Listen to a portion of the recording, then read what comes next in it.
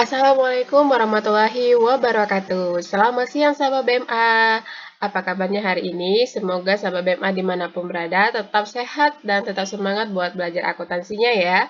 Nah, hari ini BMA itu tidak lagi membahas tentang materi akuntansi, tapi hari ini kita akan coba membahas atau berbagi tentang seputar bagaimana sih caranya bisa belajar tentang akuntansi itu lebih mudah gitu ya. Tapi sebenarnya tips ini bukan tips ya, tapi ini adalah gambaran apa saja sih yang harus kita lakukan sebagai seorang anak akuntansi sehingga nanti bisa belajar akuntansinya sehingga nantinya bisa belajar akuntansi dengan baik gitu ya. Jadi di sini BMA itu ada 4 poin penting yang memang perlu harus kita lakukan sebagai seorang uh, calon akuntan gitu ya, atau seorang mahasiswa atau pelajar akuntansi biar nanti belajar akuntansinya itu terasa lebih nikmat atau lebih mudah ke depannya. Nah, di sini ada 4 poin. Yang pertama itu adalah pahami dulu. Kalian harus pahami dulu konsep akuntansinya seperti apa. Kemudian, sahabat BEMA itu harus tahu paham juga bagaimana sih kunci dasar akuntansi itu. Kemudian, sahabat BMA harus berbanyak referensi dan latihan. Namanya juga akuntansi ya. Kalau cuma referensi kita satu dua, itu kayaknya kurang banget gitu. Jadi harus diperbanyak dan kemudian latihan, latihan, dan latihan. Itu adalah kunci dari anak akuntansi. Kemudian jangan malu bertanya dan berdiskusi. Oke, baik, untuk mempersingkat waktu, BMA akan coba jelasin ya, apa sih maksud dari masing-masing poin ini. Oke, mari kita lihat. Nah, yang pertama, yang perlu dilakukan oleh seorang calon akuntan itu yang mau belajar tentang akuntansi adalah pahami dulu konsep akuntansinya. Nah, nanti kalau kita sudah paham konsepnya, pasti kita akan tahu, oh ternyata saya sebagai seorang calon akuntan tuh harus seperti ini, dan ini. Nantinya kalau sudah lulus juga harus seperti ini, dan ini. Nah, baik di sini saya akan coba jelaskan seperti apa konsep akuntansinya. Nah, di sini kita lihat ada kata akuntansi di sebelah kiri ya. Nah, kemudian di tengah-tengah ini ada 4 kata, yaitu pengidentifikasian, pengukuran, pencatatan, pelaporan. Nah, yang sebelah kanan ini ada ada 2 kata yaitu informasi ekonomi. Nah, kalau kita gabungkan semuanya ini akan menjadikan suatu konsep akuntansi. Nah, sekarang pertanyaannya, akuntansi itu apa gitu kan? Eh, jadi di akuntansi itu nantinya kita akan melakukan suatu proses ya atau aktivitas yaitu seperti melakukan pengidentifikasian, melakukan suatu pengukuran, kemudian pencatatan dan pada akhirnya melaporkan suatu laporan kepada orang-orang yang membutuhkan, yaitu apa? Laporan apa? Laporan yang berbentuk informasi ekonomi. Oke, sekarang pertanyaannya lagi, identifikasi itu seperti apa gitu kan? Nah, identifikasi ini maksudnya adalah kita itu harus sudah paham bagaimana caranya melakukan identifikasi suatu transaksi atau suatu kejadian yang sedang berlangsung di perusahaan tersebut. Nah, identifikasinya itu dari mana? Dari bukti-bukti transaksi yang kita peroleh, maka itu kita identifikasikan dulu. Nah, ketika identifikasinya sudah kita lakukan, maka kita jangan lupa melakukan yang namanya pengukuran. Pengukuran di sini artinya berkaitan dengan nominal-nominalnya, ya. Jadi angka-angka atau nominal yang tercantum dalam bukti transaksi atau yang terjadi dalam suatu transaksi, ya, atau aktivitas dalam sebuah perusahaan atau usaha. Jadi setelah kita paham apa itu identifikasi, sudah bisa melakukan pengidentifikasian, sudah bisa melakukan yang namanya pengukuran. Ya, misalnya pengukuran ini juga seperti kita paham bagaimana cara mengkonvers mata uang asing ke mata uang negara kita, misalnya seperti itu. Nah, kemudian apalagi yang harus kita pahami? Kita harus paham bagaimana cara melakukan pencatatannya, karena tidak boleh sembarangan mencatat. Jadi pencatatan ini juga harus kita pahami. Karena memang akuntansi itu salah satu kegiatannya adalah melakukan pencatatan. Selain pengidentifikasian, pengukuran, maka dilakukanlah suatu pencatatan. Dan pencatatan yang kita lakukan di sini itu tidak boleh sembarangan, tidak boleh suka-suka, tapi harus memang sesuai dengan prosedur yang sudah ditentukan. Nah, pencatatan ini nantinya kalau sudah kita lakukan setiap hari, setiap ada terjadi transaksi, maka kita bisa susun. Nah, setelah kita susun, maka nanti maka kita akan melakukan yang namanya suatu pelaporan. Nah, di sini di pelaporan inilah nantinya aktivitas yang terakhir kita lakukan. Nah, pelaporan apa? Pelaporan informasi ekonomi. Jadi dari keempat kegiatan ini, ya aktivitas ini atau proses ini nantinya akan menghasilkan suatu informasi ekonomi kepada orang-orang yang memang membutuhkan suatu hal tentang perusahaan kita atau usaha kita. Nah, informasi ekonominya seperti apa? Ya, macam tergantung dari pihak yang membutuhkan. Nah, kalau dia membutuhkan satu laporan keuangan, maka kita akan berikan laporan keuangan. Kalau dia butuhkan mengenai tentang perhitungan pajak kita, maka kita harus ngasih juga bagaimana apa-apa saja memang yang kita bebankan pajaknya di dalam perusahaan kita.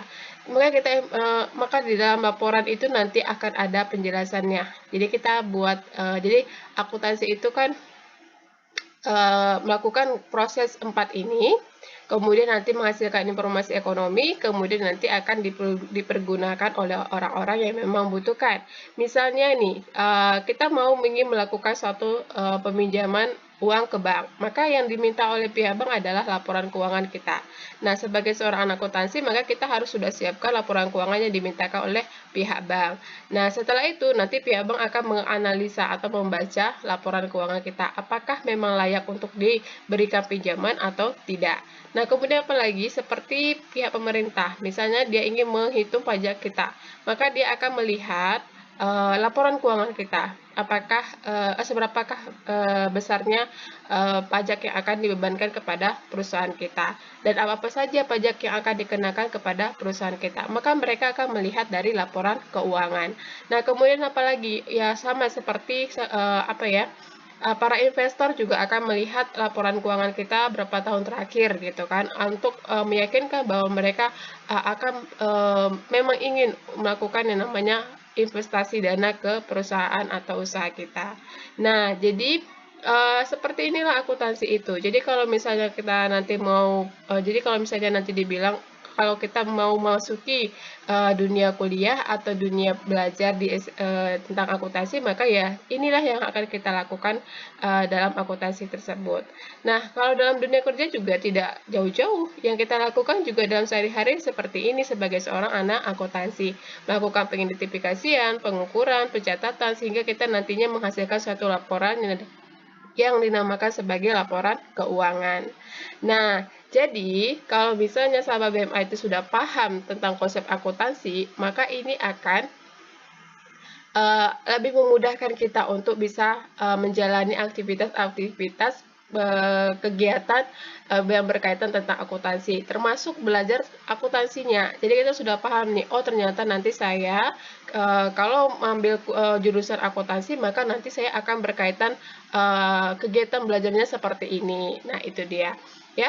Jadi intinya akuntansi itu melakukan suatu proses keempat ini yang pada akhirnya menghasilkan suatu informasi ekonomi yang akan dibutuhkan oleh orang-orang yang membutuhkan, ya. Kemudian kalau kita sudah paham konsep akuntansinya, maka kita harus paham juga kunci dasar akuntansi. Jadi kita tidak bisa hanya paham konsep saja, tapi tidak paham tentang kunci dasar akuntansi. Banyak nggak sih orang seperti itu? Banyak, ya. Nggak banyak banget sih, tapi ada saja orang yang memang dia paham tentang konsep akuntansi, tapi dia tidak paham kunci dasar akuntansinya. Nah, jadi kalau kita sudah paham tentang konsep akuntansinya, maka kita juga harus bisa paham nih kunci dasar akuntansinya. Nah, kunci dasar akuntansi itu saya mengkategorikan ada 4, ya. Ada 4 poin, ada 4 poin lah, ya. Yang pertama kita harus paham nih bagaimana mengklasifikasikan akun. Yang kedua kita harus paham mekanisme dari debit dan kredit tersebut. Kemudian kita juga harus paham seperti apa saldo nomor akun. Dan yang terakhir kita juga harus paham bagaimana siklus akuntansi tersebut. Nah, kalau keempat kunci dasar akuntansi ini dapat kita pahami, maka nanti kita akan menjadi mudah untuk belajar tentang akuntansinya. Nah, coba kita lihat ya, klasifikasi akun. Oke, ini adalah klasifikasi akun. Jadi, ini kita perlu paham nih, apa itu klasifikasi akun. Jadi, klasifikasi akun ini maksudnya adalah pengkelompokan akun-akun. Jadi, tidak boleh nih kita sembarangan meletakkan akun-akun itu ke tempat manapun, tidak boleh. Karena apa? Karena memang sudah ada prosedurnya, memang sudah ditetapkan ya. Nah, di sini klasifikasi akun. Akun itu sebenarnya ada dua ya.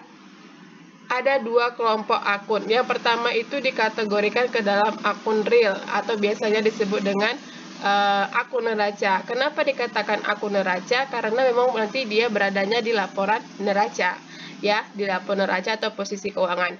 Nah, kalau yang di bawah ini adalah akun nominal atau biasa disebut akun laba rugi. Kenapa dikatakan akun laba rugi? Karena memang dia diletakkan pada laporan laba rugi. Jadi nanti kalau ditanya akun itu ada berapa kelompok? Ada dua kelompok. Pertama akun real, kedua akun nominal. Nah, akun real letaknya di neraca, akun nominal letaknya di laporan laba rugi. Nah, kemudian akun real itu terbagi lagi ya, terbagi lagi menjadi 3. Ada aktiva, kewajiban, dan ekuitas. Nah, ingat tuh, ada terbagi 3 lagi. Jadi, di laporan neraca itu ada 3 akun atau 3 kelompok akun yang memang akan kita lakukan pencatatannya di sana. Nah, yang pertama aktiva. Aktiva itu adalah harta, ya. Jadi, aktiva itu laporannya akan terletak di neraca. Nah, aktiva ini terbagi lagi menjadi ada 5. Ada aktiva lancar, ada investasi, aktiva tetap, aktiva tidak terwujud, aktiva lain-lain, ya. Nah, kemudian selain aktiva, di laporan neraca itu ada yang namanya kewajiban. Kewajiban itu ada kata lainnya adalah pasifa atau utang, ya. Jadi di situ nanti terbagi lagi, ada utang jangka pendek, utang jangka panjang, utang lain-lain. Tidak boleh kita gabungkan jangka panjang dengan jangka pendek, tidak boleh. Tapi kalau memang suatu perusahaan itu memang ingin menyatukan, silakan. Tapi alangkah baiknya kita harus pisahkan mana yang jangka pendek, mana yang jangka panjang. Nah, kemudian ada lagi kelompok akun ekuitas, ya. Setelah aktiva, setelah kewajiban, maka ada ekuitas. Nah, ekuitas itu terbagi dari modal pemilik dan modal saham, tergantung dari jenis perusahaannya bergerak di bidang apa. Nah, ya jenis perusahaannya apa ya. Jadi nanti akan mempengaruhi modalnya. Apakah perusahaan perorangan berarti modal pemilik, atau perusahaan perseroan maka dia akan menggunakan modal saham. Nah, ini dia ya. Jadi ini adalah kelompok dari akun neraca. Ya, jadi akun neraca itu ada aktiva, kewajiban, dan ekuitas. Oke. Nah, sekarang kita coba lihat akun laba rugi. Nah, di akun laba rugi itu kita biasanya menemukan yang namanya pendapatan dan beban, ya kan? Nah, kalau di perusahaan dagang berarti ada tambahan penjualan dan pembelian. Nah, sekarang kita akan bahas ini. Di akun pendapatan itu terbagi lagi, ada pendapatan operasional, ada pendapatan non-operasional. Apa perbedaannya? Perbedaannya satu ini adalah pendapatan yang dihasilkan atas aktivitas utama suatu perusahaan. Tapi kalau pendapatan non-operasional ini berarti pendapatan yang memang tidak berasal dari aktivitas utama perusahaan. Jadi kita perolehnya itu kadang-kadang gitu ya, atau tidak secara rutin. Tapi kalau yang pendapatan operasional ini memang karena ini adalah kegiatan utama kita, maka dia otomatis akan kita dapatkan setiap saatnya. Nah, kemudian beban. Beban di sini juga terbagi dua, beban operasional dan beban non-operasional. Beban operasional artinya beban yang kita keluarkan untuk aktivitas utama perusahaan tersebut. Nah, kalau beban non-operasional berarti beban yang yang kita keluarkan bukan untuk kegiatan aktivitas utama perusahaan. Nah, itu dia perbedaannya ya. Kalau ini memang untuk aktivitas utama perusahaan, kalau ini yang tidak utama. ya seperti itu. Jadi kalau misalnya kita sudah paham ini kelompok-kelompok akun, maka kita akan memudahkan kita untuk melakukan yang namanya penyusunan laporan keuangan nantinya. Jadi ini tidak boleh sembarang-sembarangan kita mau masukkan nantinya aktiva lancar di pendapatan atau beban kita masukkan di neraca gitu kan. Tidak boleh karena memang sudah ada klasifikasi akun yang sudah ditentukan ya. Jadi ini memang harus kita patuhi aturan-aturannya. Nah, apa-apa saja isi aktiva lancar, investasi dan sebagainya silakan dicari dimanapun itu ya, bisa dicek aja. Yang pasti di sini saya ingin jelaskan bahwasanya kita perlu paham dulu bagaimana klasifikasi akun tersebut. Nah, ketika kita sudah paham tentang klasifikasi akun, maka ini akan mempermudah kita untuk memahami pelajaran akuntansi berikutnya, gitu ya. Nah, kalau sudah paham gimana nih Kak? Kan gitu.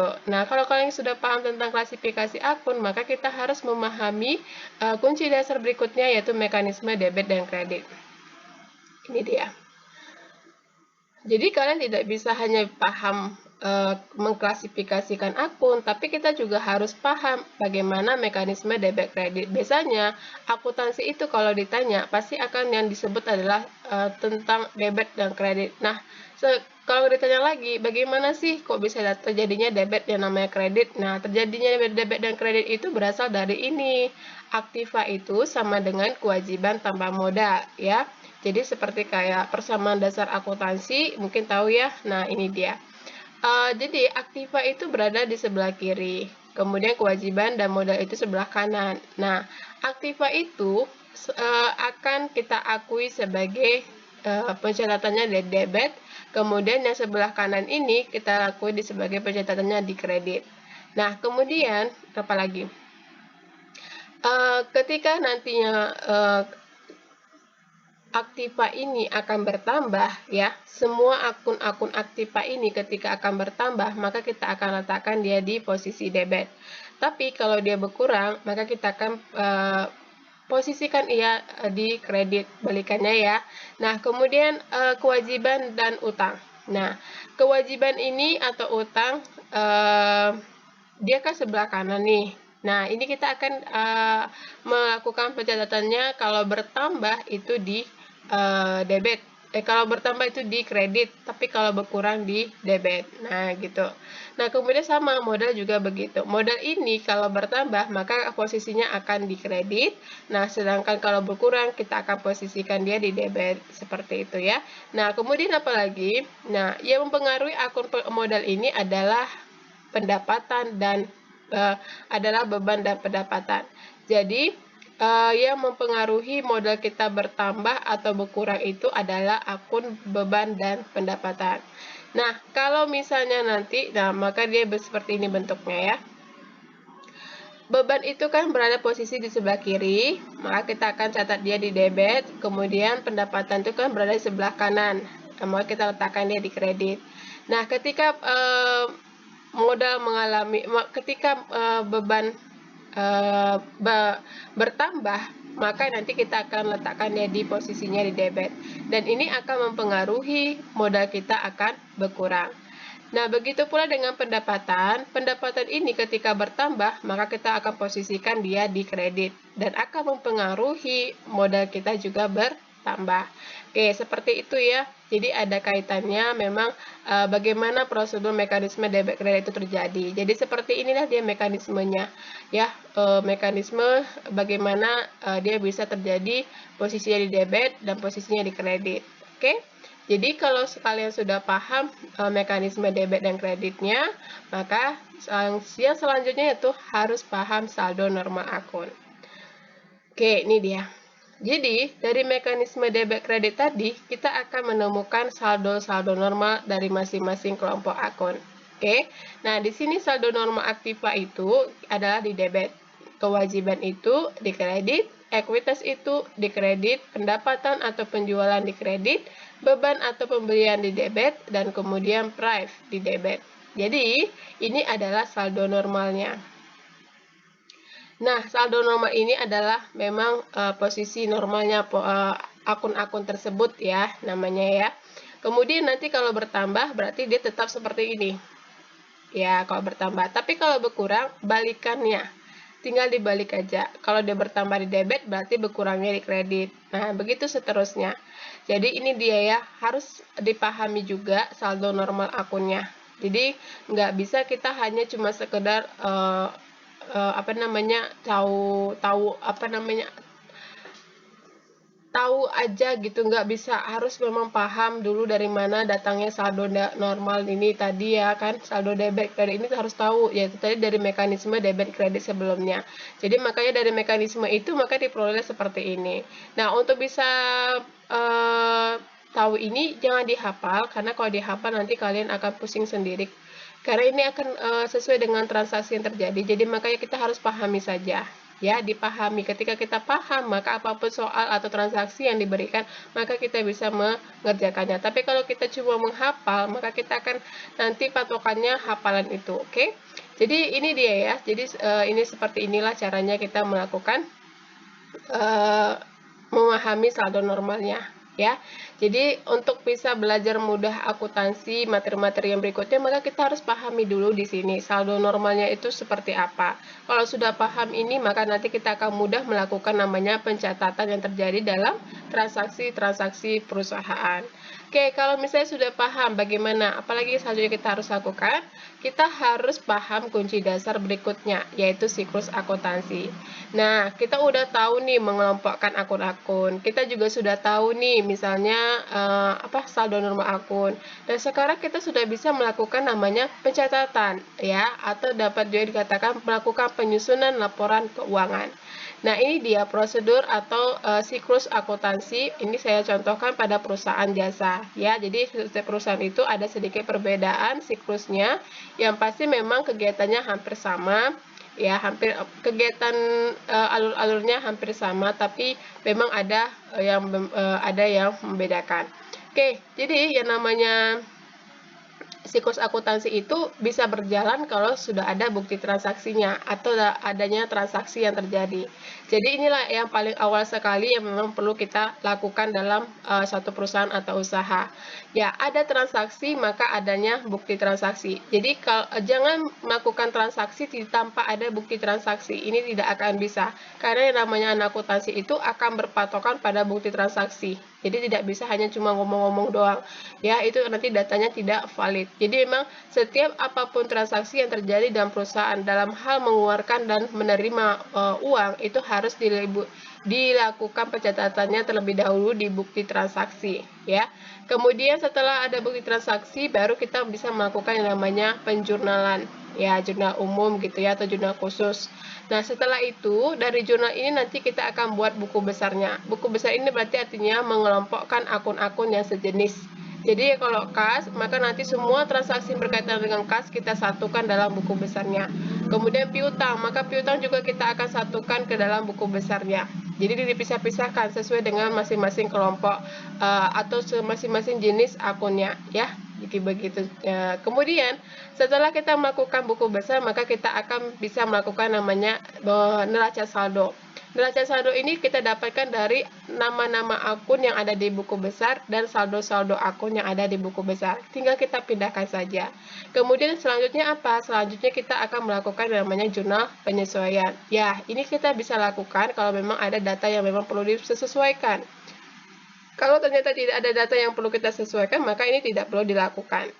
Ya, berarti kita bisa abaikan, kemudian kita akan bisa masuk langsung ke laporan keuangan. Tapi kalau memang ada yang memang perlu disesuaikan, maka kita harus membuatnya, disesuaikan terlebih dahulu. Setelah terjadinya penyesuaian, baru kita bisa masuk ke dalam laporan keuangan. Nah, ada kertas kerja di sini. Nah, kertas kerja ini sebenarnya tidak wajib ya, tergantung perusahaannya masing-masing. Karena apa? Karena ini hanya sebagai alat bantu saja, mempermudah dalam menyusun laporan keuangan. Jadi kalau memang tidak mau dibuat juga tidak apa-apa, tapi kalau mau dibuat juga silakan. Kalau sudah dibuat nanti berarti habis dari kertas kerja baru kita bisa membuat laporan keuangan. Tapi kalau misalnya tidak dibuat, berarti nanti dari neraca saldo ke jurnal penyesuaian, ya, kemudian kita akan bisa melakukan penyusunan laporan keuangannya. Nah, kemudian nanti setelah ini ada tahap-tahap pengikhtisaran seperti jurnal penutup, yaitu ya Jurnal penutup artinya kita akan menutup akun-akun nominal yang menjadi nol. Nah, nanti ya. Oke, kemudian menutup buku besar. Berarti akun-akun yang sudah kita tutup akan kita buat buku besarnya.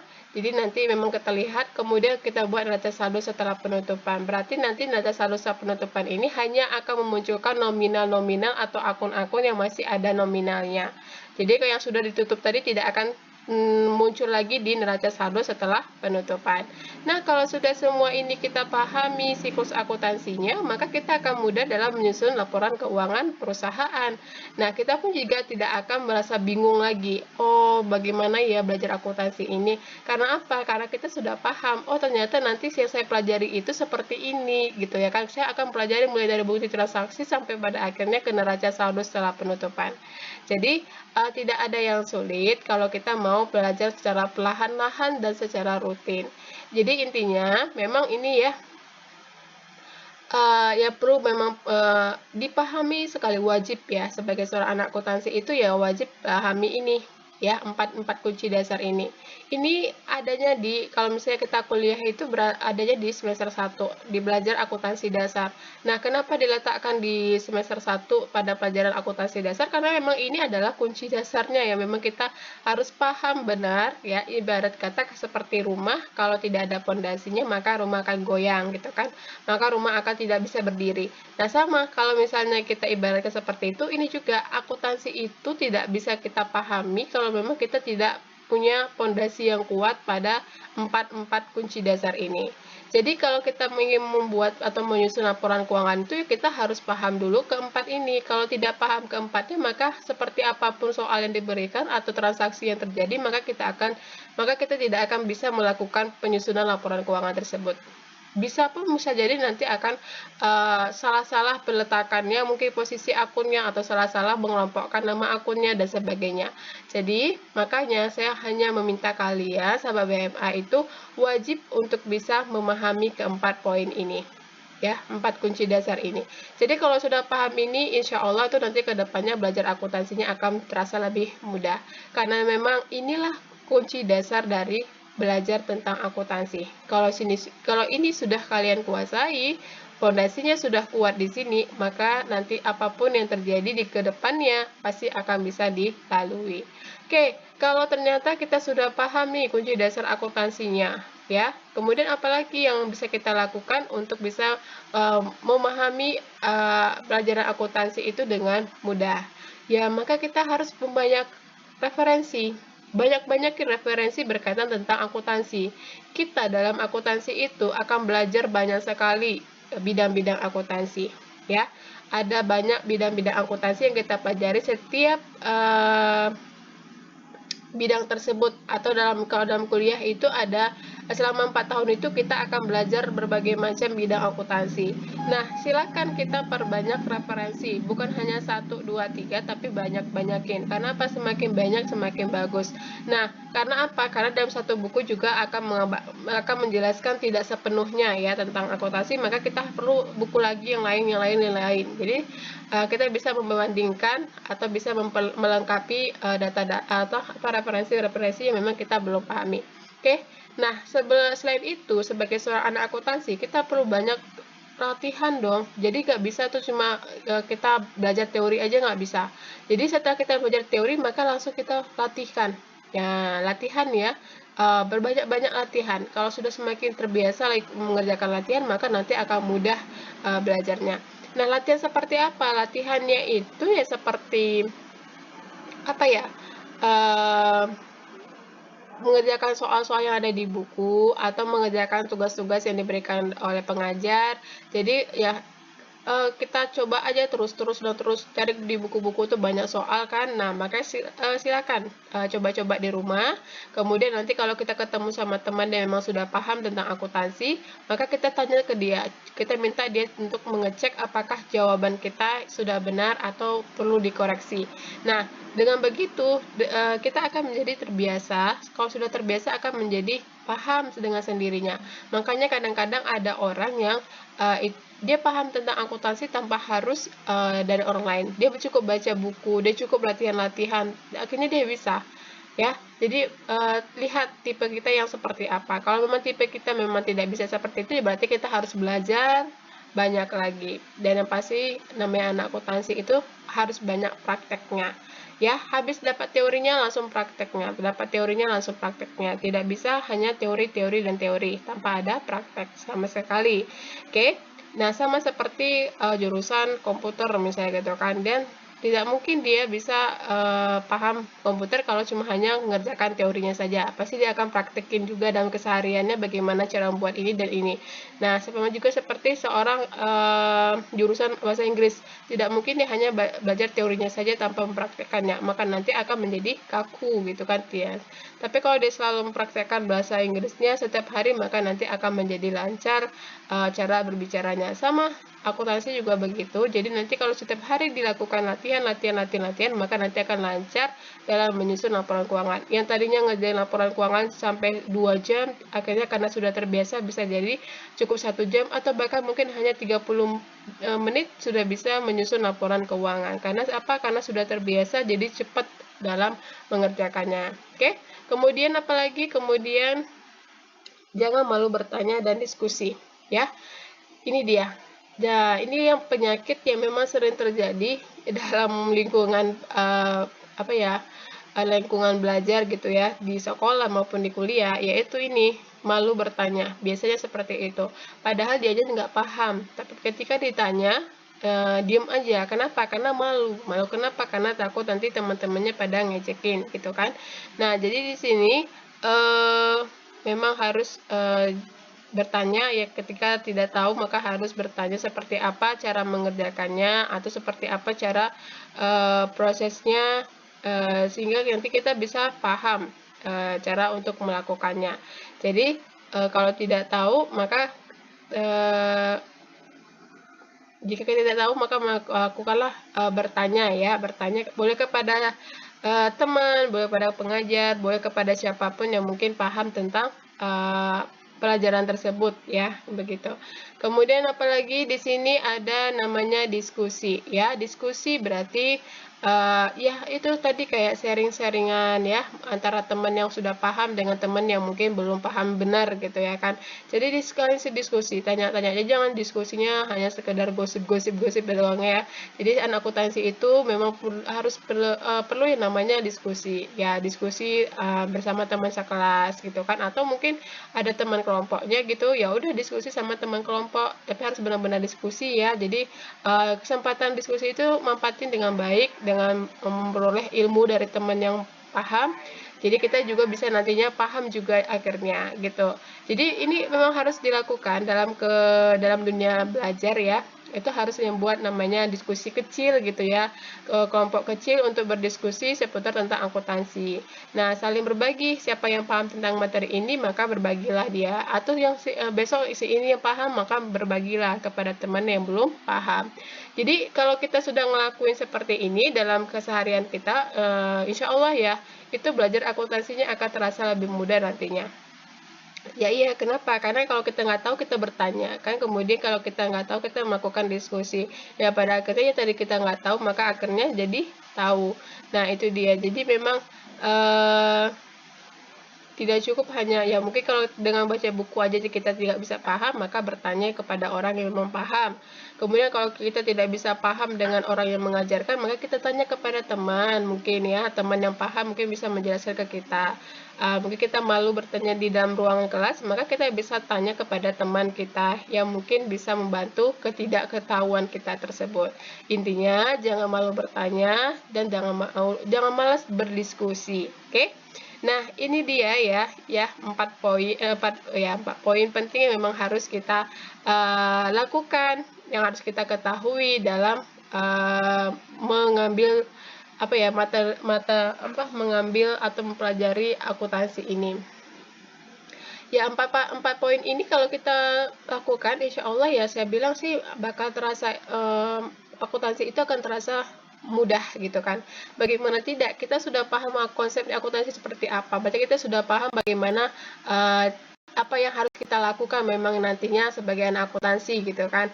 Nah, jadi kalau kita sudah paham konsepnya kan pasti kita sudah, nah kita apalagi kalau kita sudah paham kunci dasar akuntansinya, ya otomatis kita juga akan mudah dong bagaimana cara melakukan aktivitas-aktivitas yang berkaitan dengan akuntansi, baik itu melakukan penyusunan laporan keuangan, baik itu melakukan analisa laporan keuangan, baik itu melakukan namanya ya apa namanya sih, kalau anak auditor kan berarti mengaudit ya, melakukan audit sebuah laporan keuangan. Kalau kita sudah paham kunci-kunci dasarnya ini. Nah, kemudian kalau kita sudah memperbanyak referensi, otomatis kan banyak ilmu yang kita dapatkan. Dan banyak hal yang kita dapatkan berkaitan dengan akuntansi. Apalagi kalau kita sudah banyak latihan. Nah, kita ini akan menjadi mudah dalam menyusun laporan keuangan nantinya. Jadi tanpa harus bantuan orang lain lagi gitu ya kan. Kadang udah terbiasa nih, tiap hari satu hari satu kasus akuntansi dikerjain, satu hari satu kasus akuntansi dikerjain. Maka ini akan membiasakan kita jadinya apa ya, karena kan gini ibaratnya, semakin sering dilakukan maka semakin paham. Itu seperti apa ya, seperti pisau gitu ya, kalau diasah terus pasti bakal tajam gitu kan. Sama kita juga kalau diasah terus apanya dengan latihan-latihan pasti bakal tajam juga nih ilmu kita tentang akuntansi. Nah, ini lagi kalau kita misalnya ada tidak tahu terus bertanya, tidak tahu bertanya dan berdiskusi, ya otomatis yang tadi tidak tahu maka kita akan jadi tahu gitu kan. Jadi bagaimana mungkin tidak, itu akan mudah kita untuk belajar akuntansinya. Jadi intinya ya, gambaran yang memang harus kita lakukan sebagai seorang calon akuntansi itu adalah empat poin ini kalau menurut dari sisi pandang atau sudut pandang dari belajar muda akuntansi atau dari BMA seperti itu ya. Ya, mungkin dari yang lain juga bisa ditambahin lagi apa-apa saja yang harus memang dilakukan sehingga nanti mudah belajar akuntansinya. Jadi ini bukan menjadi patokan utama, ya ini hanya berbagi dari BMA seperti inilah yang bisa kita lakukan untuk bisa memahami akuntansi itu terasa lebih mudah gitu ya. Nah, sahabat BMA, saya rasa untuk penjelasan tentang tips ya, sebenarnya bukan tips ya, kalau namanya tips belajar mudah akuntansi itu tergantung masing-masing orangnya gitu kan. Mau belajarnya biar enak itu seperti apa, yang tahu adalah kalian, yang tahu karakternya kalian itu adalah kalian ya kan. Kalau memang karakternya pengen yang hening-hening belajarnya ya silakan yang hening-hening, kalau memang yang pengen yang rame-rame silakan yang rame-rame. Yang pasti gambaran yang memang harus kita lakukan, tahap-tahap yang memang harus kita lakukan untuk bisa belajar akuntansi itu dengan mudah gitu ya, ya ini deh dia, pahami dulu konsep dasarnya, kemudian pahami kunci dasar akuntansinya, dan perbanyak referensi dan latihan, kemudian jangan malu bertanya dan berdiskusi. Kalau keempat ini sudah dilakukan, insya Allah akan mudah belajar dalam akuntansi. Oke sahabat BMA dimanapun berada, saya rasa untuk penjelasannya tentang ini sudah bisa dipahami ya, dan semoga nanti setelah ini bisa belajar akuntansinya lebih terasa nikmat atau lebih terasa santai dan tidak merasa terjadi terbebani. Yang pastinya kunci pertama adalah pahami kunci dasar akuntansi dan konsep akuntansinya. Ya, kalau sudah dipegang maka nanti akan yang materi-materi yang lain itu akan berjalan dengan baik. Oke? Baik, sahabat BEMA dimanapun berada, sampai ketemu di penjelasan-penjelasan lainnya tentang ngobrol akuntansi. Dan jangan lupa, tetap semangat belajar akuntansinya ya. Assalamualaikum warahmatullahi wabarakatuh. Selamat siang.